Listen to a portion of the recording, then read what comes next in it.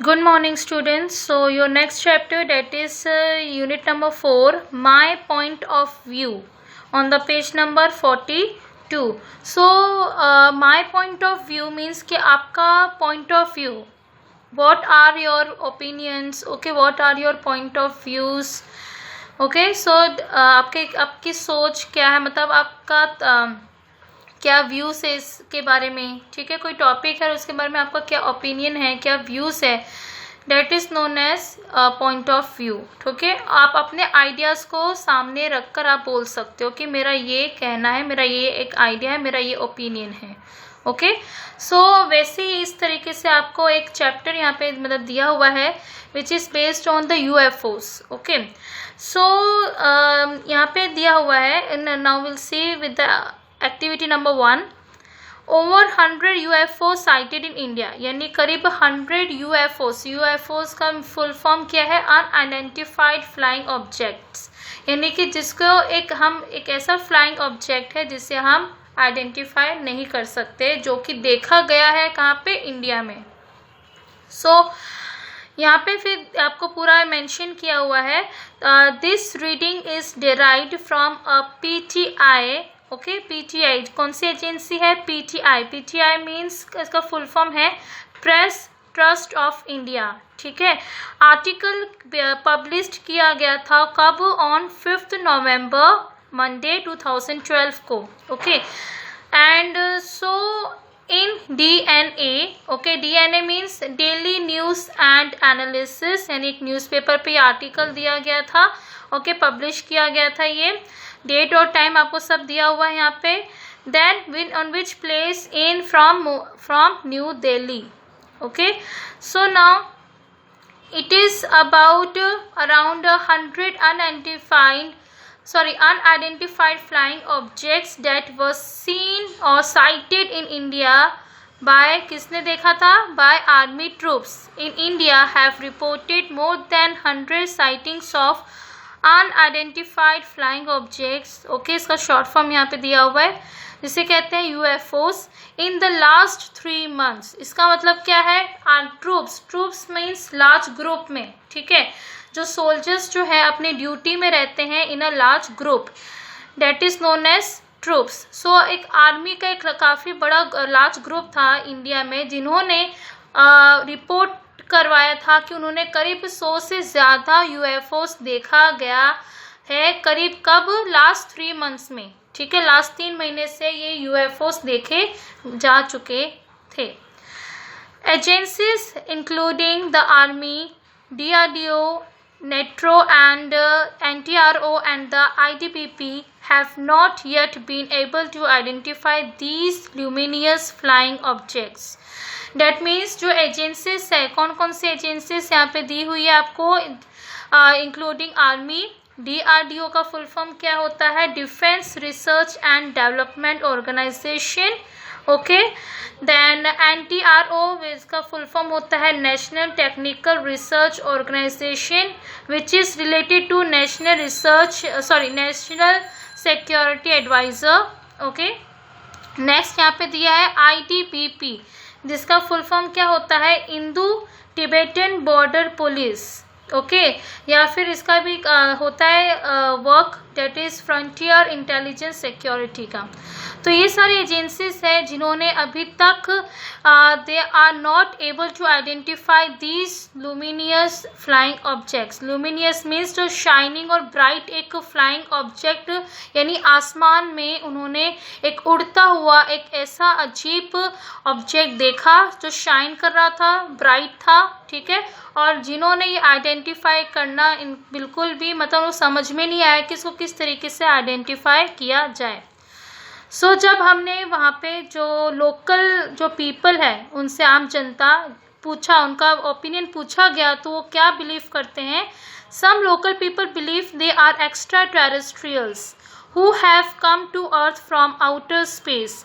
Now आम लोगों का, जनता का ये कहना है, उनका बिलीव है कि ये एक एक्स्ट्रा टेरेस्ट्रियल्स मीन्स जो आउटसाइड द अर्थ, यानी कि जो अर्थ के बाहर रहते हैं, ठीक है, आउटर स्पेस में रहते हैं, जो आज तक कभी भी अर्थ में नहीं आए वो, तो उनका मान्यता ये है कि वो एक एलियंस है। अगर शॉर्ट फॉर्म में कहा जाए तो एलियंस है जो आउटर स्पेस या अर्थ के बाहर रहते हैं। So, army officials said that the 17 Corps has sent reports to the army headquarters about the sightings of UFOs by an ITBP unit. यानी जो आर्मी के जो ऑफिशियल्स हैं उन्होंने ये कहा है कि करीब 17 कॉर्प्स का मतलब क्या होता है, एक मिलिट्री यूनिट है, ठीक है, जो जिन्होंने ये रिपोर्ट सेंड किया है किसको, आर्मी हेडक्वार्टर्स को, ठीक है, जिन्होंने ये यूएफओस को देखा है किसके through, by an ITBP unit. ITBP का फुल फॉर्म मैं आपको ऑलरेडी बता चुकी हूँ, that is Indo Tibetan border police. Okay, उन्होंने ये साइटिंग्स देखी है और उन्होंने ये रिपोर्ट भी सेंड किया था। नेक्स्ट यहाँ पे लिखा है, reports suggested that these yellowish spears appear to lift off from the horizon and slowly traverse the sky for 3 to 5 hours before disappearing। यानी रिपोर्ट्स के मुताबिक ये उन्होंने देखा कि करीब कुछ ऐसे येलोइश कलर के स्पीयर्स, ठीक है, आपको पता होगा ऐसे टाइप का स्पीयर है जो अपीयर होता है, ठीक है, राइज, धीरे धीरे राइज, लिफ्ट ऑफ का मीनिंग होता है राइज, धीरे धीरे वो राइज हो रहा है स्काईलाइन में, from the horizon mean skyline, या हिंदी में कहा जाएगा इसको क्षितिज, ठीक है, और स्लोली धीरे धीरे वो स्काई में, आसमान में उड़ता है, फ्लाई करता है, एंड करीब गायब होने से पहले, मतलब कि 3 से 5 घंटे पहले, ठीक है, 3 से 5 घंटे पहले ही गायब होने से पहले ये आपको थोड़ी देर दिखाई देता है, फिर बाद में ये अपने आप गायब भी हो जाता है, ठीक है। सो ये रिपोर्ट्स का कहना है। नेक्स्ट दिया है, the officials confirm that these UFOs were not planes और सैटेलाइट्स। उनका ये ऑफिशियल्स का कहना है, उनका ये कंफर्मेशन है कि ये जो यूएफओस है ये कोई प्लेन या कोई सैटेलाइट्स नहीं है। प्लेन यानी कोई एरोप्लेन नहीं है या कोई सैटेलाइट नहीं है, ये कुछ और है, ठीक है। सो नेक्स्ट यहाँ पे क्या दिया हुआ है, They said army had also moved a mobile ground-based radar unit. So उन्होंने कहा है कि जो आर्मी है, ठीक है, यानी जी सारे जो क्या है रिपोर्टर, उन्होंने ये बोला आर्मी को that they have also moved a mobile ground based मतलब एक ऐसा इलेक्ट्रॉनिक डिवाइस है, ठीक है, रैडर मीन्स एक ऐसा सिस्टम है जो विच यूजेस रेडियो वेव्स, ठीक है, रेडियो वेव्स होते हैं ताकि वो फाइंड आउट कर सके कि कौन से पोजीशन में वो ऑब्जेक्ट जो है which can not be seen, क्यों नहीं दिख पा रहा है, ठीक है, जो नहीं दिख पाते, एक इलेक्ट्रॉनिक डिवाइस है, ठीक है, and a spectrum analyzer to verify the identify of the object. A spectrum analyzer, इसका मतलब है that examines an equipment which colors in detail in order to discover more about it. यानी कि एक ऐसा ये इक्विपमेंट क्या होता है, एक ऐसा सेट ऑफ नेसेसरी टूल्स है ये, ठीक है, जिससे आप उसके कलर के बारे में डिटेलिंग आप जान सकते हो कि किस डायरेक्शन से या किस चीज़ से वो आया है, आपको और ज़्यादा उसकी इन्फॉर्मेशन मिलती है, बट ताकि वो वेरीफाई क्या कर सके, उस ऑब्जेक्ट के बारे में आइडेंटिफाई कर सके कि किस तरीके का है वो ऑब्जेक्ट है। But unfortunately they could not detect the object that was being tracked visually, यानी कि वो उस ऑब्जेक्ट को डिटेक्ट ही नहीं कर पाते हैं जो उनको दूर से देखा हुआ जो ऑब्जेक्ट है, ठीक है, ट्रैक्ड विजुअली मीन्स दूर से देखा हुआ जो ऑब्जेक्ट है उसको डिटेक्ट ही नहीं कर पाए। क्यों नहीं कर पाए? Because it indicating it was non metallic means that is not made of metal, यानी ये ऐसी चीज़ है जो मेटल से बनी हुई नहीं है, इस वजह से वो उस ऑब्जेक्ट को, उस डिवाइस को डिटेक्ट नहीं कर पाए। समझ में आए? उससे जो सिग्नल है जो ये कनेक्ट नहीं कर पाए उस ऑब्जेक्ट के साथ, ठीक है, ताकि उनको अगर कनेक्ट हो जाता तो उनको पता चल जाता कि किस तरीके से या किस जगह से ये जो ऑब्जेक्ट है ये आया है। ओके, नेक्स्ट यहाँ पे दिया है, army officials expressed concern over the inability of agencies to identify the objects. अब ये जो आर्मी ऑफिशियल्स उन्होंने और कंसर्न एक्सप्रेस किया डैट कि ये जो है उनकी इनएबिलिटी, यानी कि उन्होंने उनको काफ़ी ज़्यादा ये एजेंसी से इनको काफ़ी अफसोस भी हो रहा है कि हम इस ऑब्जेक्ट को आइडेंटिफाई नहीं कर पाए। Some believe they could be surveillance equipment और weather instruments। किसी को ये मतलब लगा कि ये शायद एक सर्वेलियंस इक्विपमेंट, सर्वेलियंस का मतलब क्या होता है कि एक careful watching of a place specially by the police और आर्मी। ठीक है, कि ऐसा इक्विपमेंट है जिससे काफ़ी पुलिस हो या आर्मी हो, ठीक है, एक वॉचफुल प्लेस होता है, ठीक है, जिससे वो वहाँ पे देख सके। और वेदर इंस्ट्रूमेंट आपको पता होगा, जो एक वेदर इंस्ट्रूमेंट होता है जिससे पता चलता है कौन सा एक डिवाइस है जिस वेदर का पता चलता है। तो उनको लगा कि पहले वो हो सकता है, वेदर इंस्ट्रूमेंट हो सकता है, या कोई एक सर्वेलियंस इक्विपमेंट हो सकता है जो उनको ऊपर एक वॉचफुल आई की तरह उनके ऊपर देखा जा रहा है, ठीक है, उनको ऑब्जर्व किया जा रहा है। तो उनको ये भी लगा, किसको, आर्मी ऑफिशियल्स को, उनको ऐसा बिलीव हुआ कि शायद ऐसा भी हो सकता है। Sources that say that similar reports were made 5 or 6 years ago about sightings of such objects। मतलब कुछ ऐसे सोर्सेज थे जिन्होंने ऐसा, जब उन्होंने और ज़्यादा इसके बारे में डिटेल्स निकाली तो ये बाहर आया कि कुछ ऐसे सोर्सेस हैं जिन्होंने ये सेम रिपोर्ट पहले भी करीब 5 या 6 साल पहले ये साइटिंग्स देखा गया था, उस ऑब्जेक्ट को देखा गया था और रिपोर्ट भी लिखाई गई थी, ये दी गई थी। But the matter was never taken up at higher levels, यानी कि जो मैटर जो वो को कभी भी डिस्कस नहीं किया गया हायर लेवल तक। ठीक है, क्यों? बिकॉज किसी को कुछ लग रहा था, किसी का ओपिनियन कुछ था, कोई कह रहा था ये तो कोई प्लेन नहीं है, ये सैटेलाइट्स नहीं है, कोई कह रहा था कि ये तो कुछ एलियन हो सकता है, या कोई कह रहा था कि वेदर इंस्ट्रूमेंट हो सकता है। तो काफ़ी अलग अलग लोगों का ओपिनियन देखकर, उनका पॉइंट ऑफ व्यू देखकर किसी ने भी इस मैटर को, इस चीज़ को बाहर यानी डिस्कस नहीं किया और ना ही इसको हायर लेवल तक लेकर गए, किसी ने इसके बारे में रिसर्च नहीं किया। ठीक है, बट कुछ अभी भी ऐसा है, साइंटिस्ट जो है मतलब उनके बारे में थोड़ा बहुत रिसर्च चल रहा है कि वो क्या था। ठीक है, सो नाउ नेक्स्ट यहाँ पे लिखा हुआ है कुछ कि look at the last line of the article which says sources said that similar reports were made 5 or 6 years ago। इसका मतलब क्या है कि कुछ ऐसे रिपोर्ट्स भी हैं न्यूज़पेपर के जिन्होंने ये आइडेंटिफाई किया, बट उनको कुछ श्योरिटी नहीं है ताकि वो पूरा पता कर सके कि ये जो ऑब्जेक्ट है ये वही है या नहीं। ठीक है, और उनको अपना नाम जो है किसी रीज़न की वजह से बाहर उनको नहीं नहीं बाहर निकालना चाहते थे, इस वजह से वो मैटर को वहीं पर ही क्लोज कर दिया था। So newspaper reports often use the word source और sources without identifying name of the source because sometimes people do not want their names to be published in the newspaper because यही मैंने आपको कहा just now कि अभी कुछ अगर newspaper reports जो है वो ऐसा वर्ड यूज़ करते हैं सोर्स या सोर्सेज, नहीं कि उनको कहीं ना कहीं से ऐसी चीज़ें मिलती हैं। और वो लोग क्यों ऐसा सोर्सेज का यहाँ पे आप देख रहे हो कि यहाँ पे सोर्सेज लिखा है, क्यों ये लिखा है? क्योंकि कुछ लोग को मतलब यहाँ पे अपना नाम नहीं देना चाहते थे, पब्लिश नहीं करना चाहते थे, इसलिए उनकी जगह यहाँ पे सोर्सेज का नाम लिखा जाता है।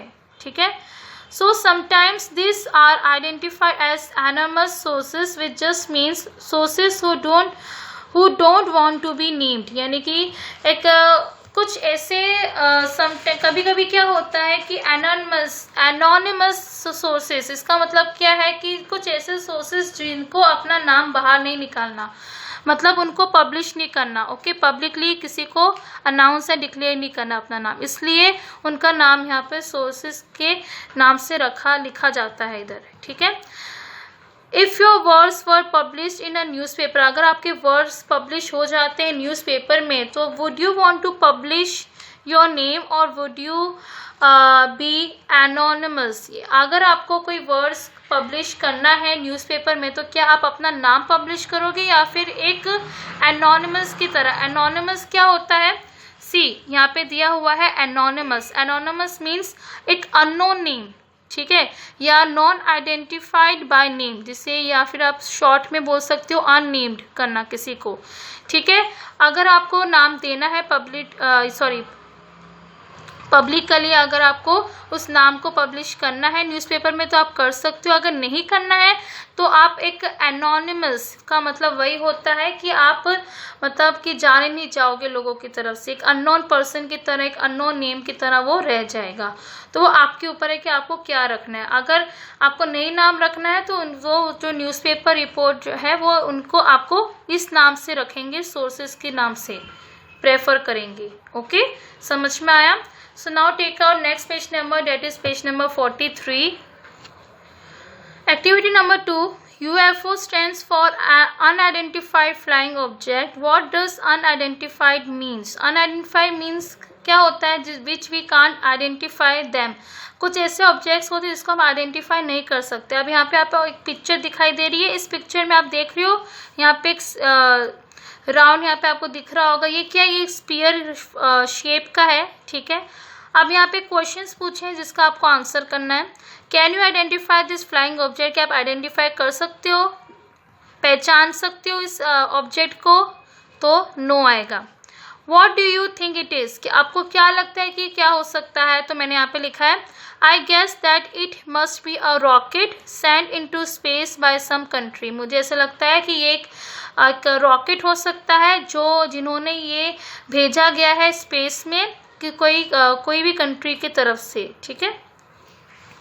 नेक्स्ट यहाँ पे दिया है कि आपको पार्टनर के साथ वर्क करना है और आपको एक एक्सप्लेनेशन देना है, इस फोटो के बारे में एक्सप्लेनेशन देना है और कौन सा ऑब्जेक्ट है, कहाँ से, where did it come from, कहाँ से आया है और क्यों, वो आपको यहाँ पे डिस्क्राइब करना है। जैसे मैंने लिखा है, आप अपने वर्ड्स में बना के भी लिख सकते हो। The object that scenes in the space is glowing, यानी कि जो ऑब्जेक्ट आप यहाँ पे देख रहे हो इस पिक्चर में, ठीक है, ये काफ़ी मतलब स्पेस में जाता हुआ दिखाई दे रहा है, काफ़ी ऊंचा यानी फ्लाई कर रहा है स्काई लाइन में, जो काफ़ी ज़्यादा शाइन या ग्लोइंग कर रहा है। It seems to be flying even higher than an aeroplane, ये ऐसा उड़ता जा रहा है जो एरोप्लेन से भी काफ़ी ऊपर फ्लाई करता हुआ नज़र आ रहा है, ऐसा लग रहा है। बट लेकिन I guess that it must be a rocket, a missile, spacecraft, aircraft and etcetera, या फिर मुझे ऐसा लग रहा है ये रॉकेट हो सकता है या फिर एक मिसाइल, स्पेस क्राफ्ट हो सकता है या एयरक्राफ्ट भी हो सकता है, ठीक है। और ये कहाँ से आया? You can write that it came from some other country, कोई भी कंट्री से ये आ सकता है, ठीक है। आप ये अपने वर्ड से बना के लिख सकते हो। नेक्स्ट आपको क्या दिया है, you have to share this explanation with your classmates के साथ ये एक्सप्लेनेशन शेयर करना है और उनके भी आइडियाज़ आपको सुनने हैं कि ये फ़ोटो में क्या क्या हो रहा है, उनके बारे में भी आपको जानना है। उनके भी इंटरेस्टिंग जो आइडियाज़ है, उनका जो पॉइंट ऑफ व्यू है वो आपको यहाँ पे लिखना है। जैसे मैंने लिखा है, my classmate named Nita had an interesting idea. क्या इंटरेस्टिंग आइडिया है? It is an intelligent aliens visiting earth from some unknown place, यानी जो एक ऐसे इंटेलिजेंट एलियंस है, एलियंस आपको पता होगा, आपने सुना होगा एलियंस का नाम। कौन होते हैं वैसे एलियंस जो है काफ़ी इंटेलिजेंट होते हैं, जो स्पेस के बाहर यानी कि दूसरे जगह से या दूसरे सेलेस्टियल बॉडी से, ओके, सम आउटर स्पेस से आते हैं वो, और हमारे अर्थ में वो विजिट करने आते हैं। तो वही यहाँ पे लिखा हुआ है। Now take out next page number 44. My classmate named Meeta had an interesting idea. It is UFOs is an alien spaceship. यानी दूसरा जो क्लासमेट है मीता, उसका इंटरेस्टिंग आइडिया क्या है कि एक UFO है जो कि एक एलियन स्पेसशिप है ये, ठीक है। तो इस तरीके से आप अपना व्यू भी यहाँ पे लिख सकते हो। It is just an activity. Activity number 3. Although UFO just means that a flying object has not been identified, many people think that UFOs as spaceships that come from outer space bringing intelligent beings. They call them beings extraterrestrials. What do the word parts extra and terrestrial means?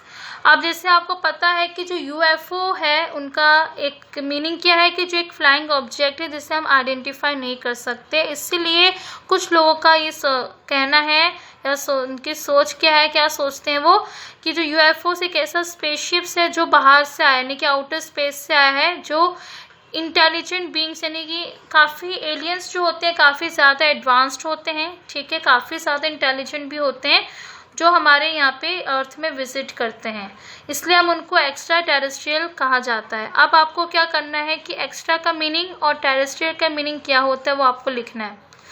जैसे मैंने यहाँ पे लिखा है, the word extra terrestrial is made of 2 parts. जो extra यहाँ पे terrestrial के आगे जो है वो एक्स्ट्रा लगा दिया है, डेट इज ये एक प्रीफिक्स है, ठीक है। प्रीफिक्स क्या होता है, जो वर्ड्स के हम पहले लगाते हैं। टेरेस्ट्रियल के पहले क्या लगा है, एक्स्ट्रा, तो वो प्रीफिक्स हुआ। इसका मतलब क्या है, beyond.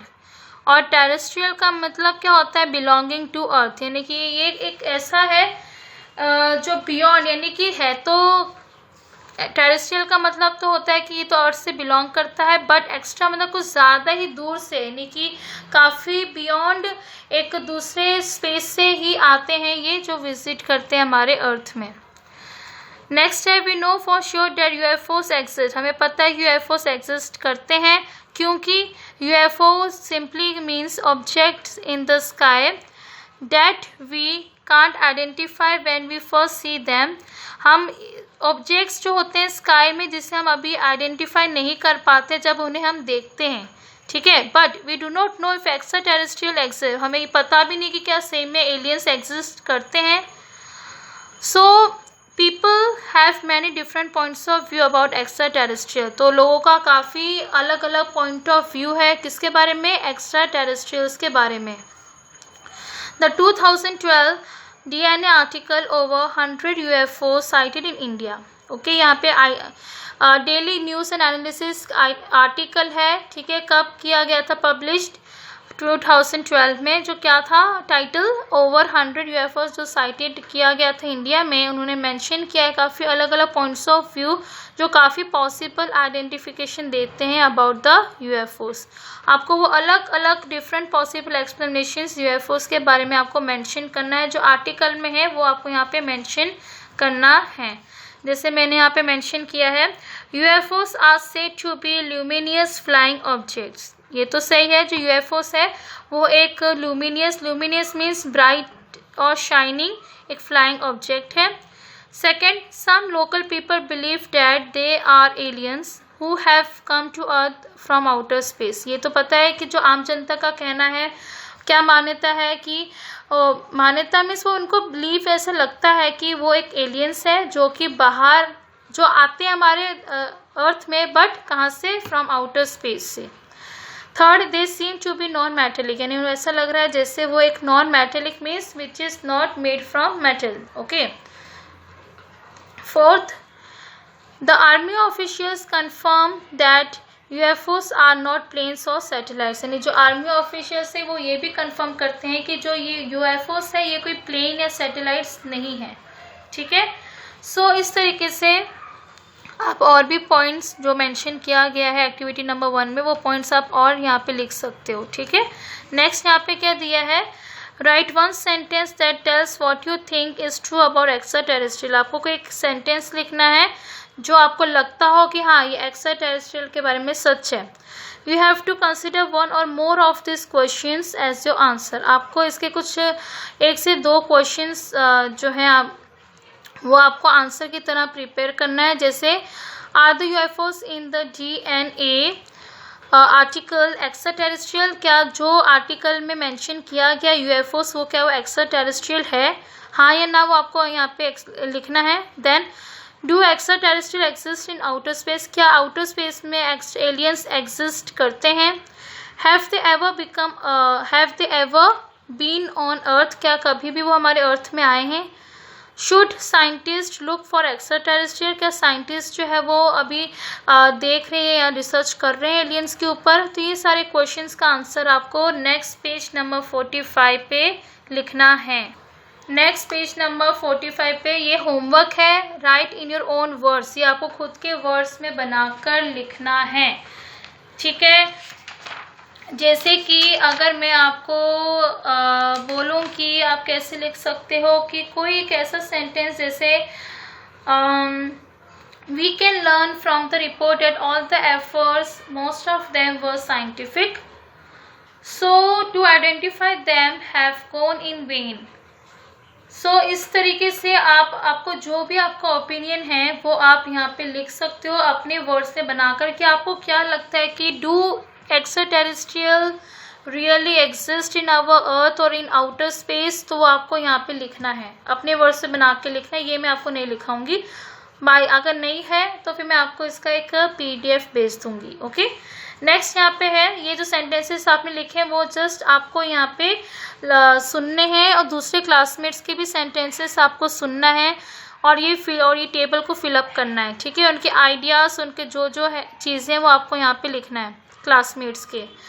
How many people believe, जैसे येस, नो और मे बी।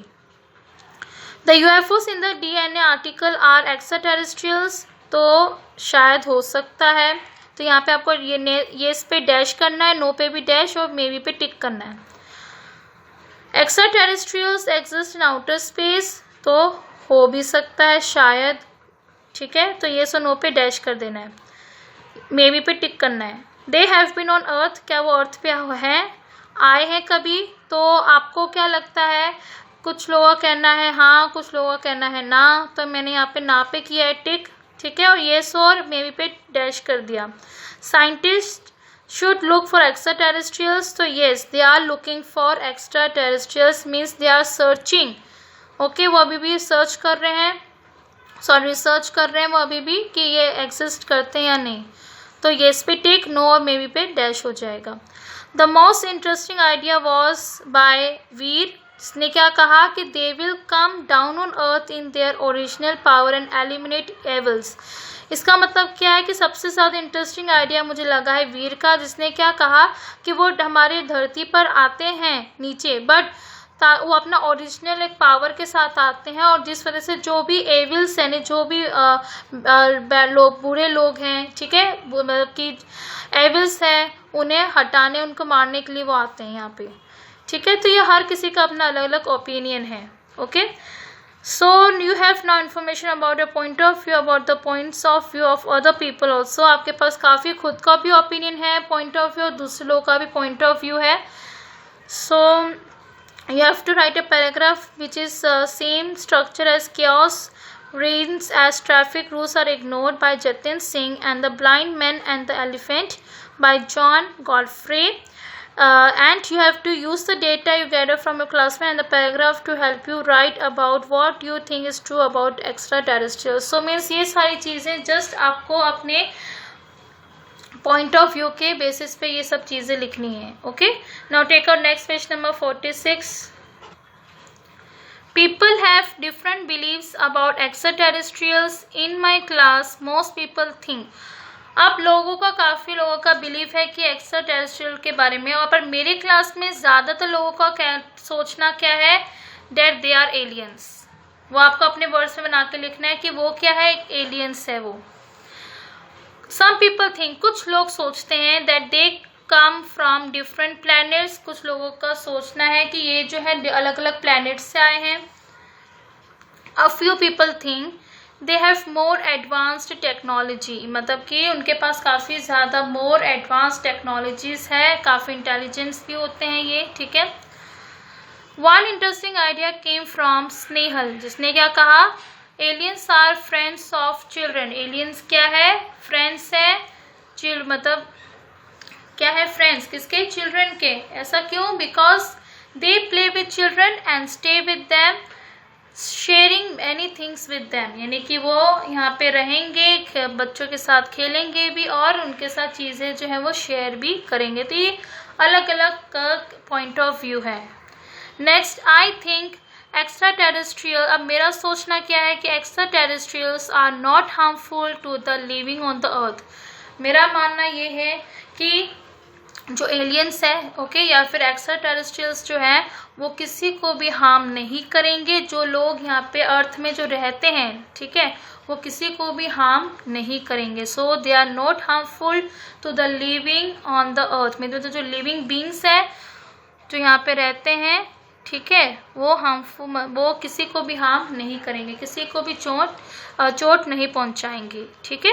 सो इस तरीके से आप अपने पॉइंट्स, अपने ओपिनियंस यहाँ पे लिख सकते हो, अपने वर्ड से बना के लिखना है आपको, ओके। अभी के लिए यहाँ तक, फिर एक्टिविटी 4, 5, 6 मैं आपको नेक्स्ट लेक्चर में करवाऊंगी। तब तक के लिए इस वीडियो को आप ध्यान से सुनिए, समझिए, ओके। नहीं समझ में आता दोबारा देख लीजिए video. Till then, take care, bye and have a nice day.